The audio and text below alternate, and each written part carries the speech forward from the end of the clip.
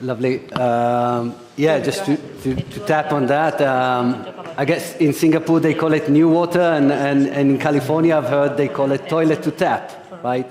So it's not a great branding there. Anyway, my name is David Balsar. I'm running innovation on behalf of Mekorot. Mekorot is the national water company of Israel. So for me, innovation is basically investing in startups. I'm running the venture arm of Mekorot, and we are doing quite a lot of R&D around water. We have 3 R&D centers, one for wastewater and affluent water, one for surface water, potable water, and one for desalination. And I guess my role is basically to create an ecosystem which is quite vibrant and attracts entrepreneurs and science to try and disrupt the technology. So I've been asked to tell the story of Israel. Perhaps it's a good use case going forward. So I'm going to oversimplify it, but let's try. So I'm focusing on 4 pillars. There's the policy, the infrastructure, wastewater, and then we come to desalination, which is the topic of this session.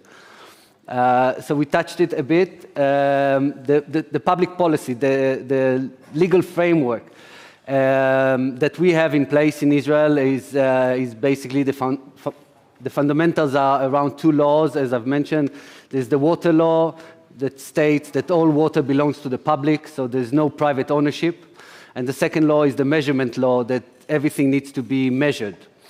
This enables Mekorot as a national company, as a government entity, to manage the water system a bit more efficiently, and it also sets kind of the stage to help us price water properly.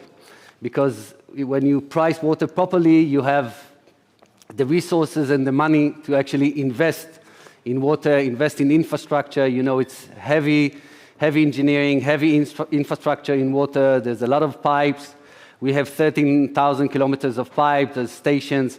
It's very heavy infrastructure. It's like paving a highway to lay the big pipes. So you need the budget for it. We invest out of the water budget every year, roughly in US dollars, it's $500 million in new projects and in maintaining projects, because maintenance and operating the system is paramount, because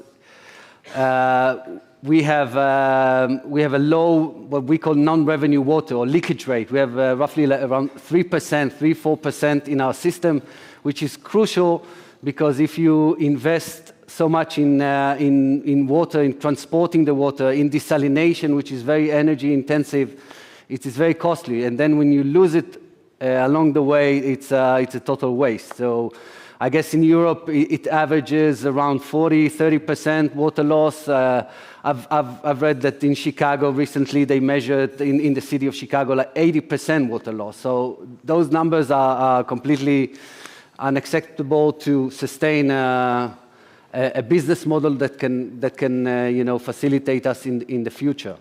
So anyway, Israel has started its big water carrier project back in the 1960s. It still works perfectly till today, but because Israel is, first of all, it's in an arid climate, so we don't have much of natural water. We have just a tiny, small freshwater lake in the north. Precipitation, rainfall is not that great, but we are still in a water surplus. So I think part of it is due to the grid that we've managed to build, starting from this national carrier, taking water from the north, from the water-rich north to the south, and then extracting on that. So now our grid is very elaborate. It's a small country, though, so it's a challenge, but it's not as big of a challenge as in big countries. But we have a very elaborated grid that we can transport water from any point in the country to any point. So it can be from west to east, south to north to south, and so on. And we actually carry 5 different water sources in the same system. So we have sea desalination, brackish water desalination, We have surface water, we have groundwater, aquifer water, we have affluent water, and all in the same system. So we have some redundancy and we can play with it and so on. Wastewater, they've been talking a lot about wastewater. We're also a great believer in wastewater as a circular economy philosophy, but also it's a great resource. 90% of the wastewater treated is then being used for irrigation, for agriculture, and even more than that, it's been used for agriculture in places where there's no water. So in the south, in the arid south, actually it's a desert called the Negev Desert.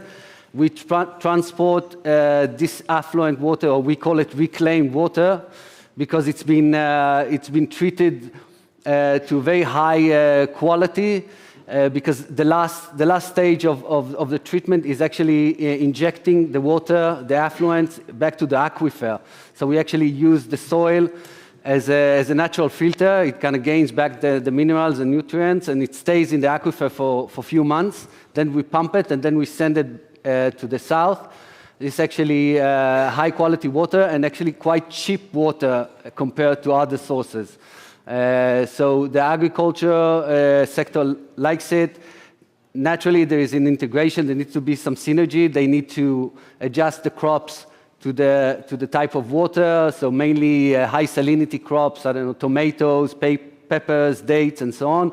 But this part of Israel, actually the desert exports billions of dollars worth of fruits and vegetables globally. So there's a good business case behind it. And there's also another aspect of it, and they touched it, it's the biogas, the energy. This facility that we manage, it's called the Shafdan. It's the biggest in Israel. I think it's the biggest in the Middle East. It produces a lot of biogas that actually operates, I think 90% of the energy that this factory consumes comes from this biogas. So there's also this notion here. And coming to sea desalination or desalination, because we also have brackish water desalination. Brackish water for us is also a source of water. We have 40 brackish water desalination, which is a bit different. It's from water from the aquifer that we treat. It's less energy intensive, but the drillings can be up to 1.5 kilometers, almost 2 kilometers below ground. So this is also an expertise that we've managed to develop, and in this depth, there's a lot of potential for water all over the world. But sea desalination is the game changer. Naturally, it's an endless resource of water, the sea. Israel is on the coast of the Mediterranean. We have 5 sea desalination plants on the Mediterranean, and 1 more in the Red Sea in Eilat. I think it's probably the first RO, the reverse osmosa sea desalination, built in the 70s. And this is a game changer for us because in the late 90s, when we were facing drought for almost 7 years, we've decided to go and embark on this journey with desalination. Desalination, those are big projects. Those are big concessions. At the beginning, the government actually operated 2 desalination plants, but nowadays the private market, the concession, the BOT, the BOO, the private companies knows how to do it much better. We have Acciona,